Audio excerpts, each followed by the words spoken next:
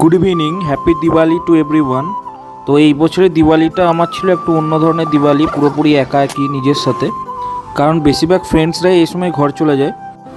নিজের বাবা মা ঘর বাড়ি ছেড়ে বাইরে দিওয়ালি কাটাতে কি ভালো লাগে, কিন্তু সব পুজোতে তো ছুটি পাওয়া যায় না।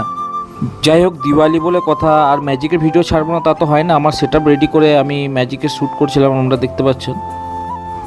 একই সাথে ডিনারও রেডি করছিলাম আর শ্যুটটাও কমপ্লিট করছিলাম। দিওয়ালি ট্রেন্ডিং চলে যাবে বলে তাড়াতাড়ি ভিডিওটা এডিট করলাম এবং আপলোড করার চেষ্টা করলাম।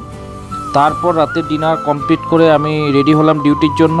আর আমি বানিয়েছিলাম একটা নিজের হাতে স্কাই লন্ঠন, সেটা বেশ ভালোই উঠলো, আপনারা দেখতে পাচ্ছেন। তো এইভাবেই আমার দিওয়ালিটা কাটলো। যেহেতু আমার ছিল নাইট শিফট, তাই আমার হাতে খুবই কম টাইম। ফানুসটা উড়াবার পর আমি ডিউটির উদ্দেশ্যে রওনা হলাম এবং আমি আমার চলে এলাম অফিসে। তো এইভাবেই আমি আমার দিওয়ালি এই বছর 2025 কমপ্লিট করলাম।